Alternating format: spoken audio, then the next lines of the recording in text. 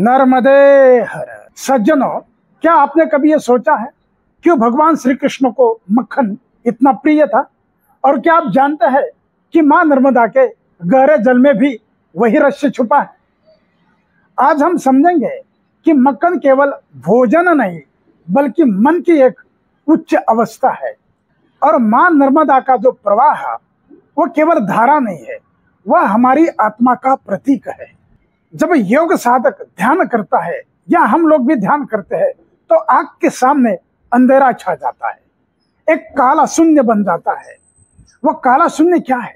वही श्री कृष्ण है, इसीलिए उन्हें श्याम कहते हैं। अब देखिए नर्मदा मैया को, गहरी, शांत, कभी कभी नीली, खाली। यह रंग केवल दृश्य नहीं है, ध्यान का प्रतीक है। जैसे कृष्ण हमें ध्यान में ले जाते हैं, वैसे ही मां नर्मदा का गहरापन साधक को अपने भीतर उतरने का निमंत्रण देता है। सज्जनों, क्या आपने कभी मां नर्मदा के तट पर बैठ करके उस प्रवाह को निहारा है? क्या आपने महसूस किया कि यह जल हमें भीतर बुलाता है? सज्जनों, हमारा मन यह दूध के समान है और संसार पानी के समान है। यदि दूध पानी में मिल जाए तो व्यर्थ हो जाता है, परंतु जब दूध को स्थिर किया जाए तो वही दही बन जाता है, और दही को मंथन किया तो निकलता है मक्खन। इसी प्रकार यदि हमारा मन संसार में व्यर्थ बिखर गया तो सब खो जाएगा, सब बिखर जाएगा। लेकिन यदि साधना से मां नर्मदा की तट की शांति से मन को स्थिर किया जाए तो वही मन दही बनता है, और साधना रूपी मंथन से उसमें से मक्खन निकलता है। वह है शुद्ध चेतना और निर्मल आत्मा। मक्खन का रहस्य है निष्काम कर्म। मक्खन को आप पानी में डाल दीजिए, वह घुलता नहीं। उसी तरह जिसने अपने मन का मंथन किया, जो साधक मां नर्मदा के तट पर साधना करके मक्खन समान निर्मल चित्त पा लेता है, वह संसार में रहकर भी संसार में नहीं फंसता, वह निर्लिप्त हो जाता है। यही है निष्काम कर्म। ऐसा साधक कर्म करता है पर कर्म से बंधता नहीं। वह कमल की तरह है, जल में है पर जल से परे है।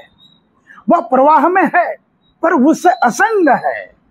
क्या यही जीवन का सार नहीं है कि हम कर्म करें लेकिन बंधन से मुक्त रहे? और ये भगवान कृष्ण की जो मक्खन की मटकी है वह हमारे शरीर का प्रतीक है। भगवान कृष्ण मिट्टी की हंडी को फोड़कर मक्खन खाते थे। हंडी ये मिट्टी का शरीर है। जब तक ये देह ही सब कुछ लगता है तब तक मक्खन नहीं मिलेगा, परंतु जब हम इस मटके को तोड़ देते हैं, अर्थात शरीर की सीमाओं और इंद्रियों के बंधन को पार करते हैं, तभी भीतर छुपा हुआ मक्खन आत्मा का दिव्य आनंद मिलता है। और मां नर्मदा के तट पर जो सच्चा साधक है वह यह अनुभव करता है। मां नर्मदा कहती है, शरीर की हंडियों को तोड़ो, इस मटके को तोड़ो, भीतर का मक्खन खोजो। यही मां नर्मदा का गुप्त संदेश है। मां नर्मदा केवल जल की धारा नहीं है, वह तप की नदी है।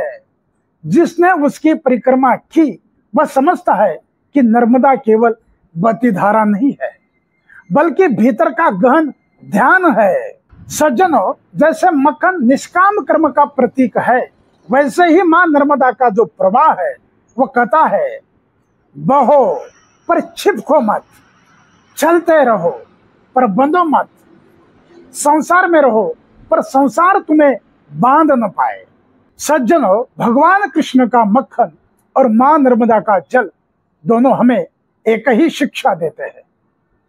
मन को स्थिर करो, साधना का मथन करो, फिर जो मक्खन निकलेगा वही निष्काम कर्म है, वही शांति है, वही परम आनंद है। इसीलिए जब भी मां नर्मदा का नाम लो तो केवल नर्मदे हर मत कहो, बल्कि यह भी स्मरण करो, मां नर्मदा हमें भीतर का मक्खन बनाती है। नर्मदे हर, मात नर्मदे हर, मात नर्मदे हर। यदि वीडियो पसंद आए तो लाइक करिए, शेयर कीजिए, सब्सक्राइब कीजिए। नर्मदे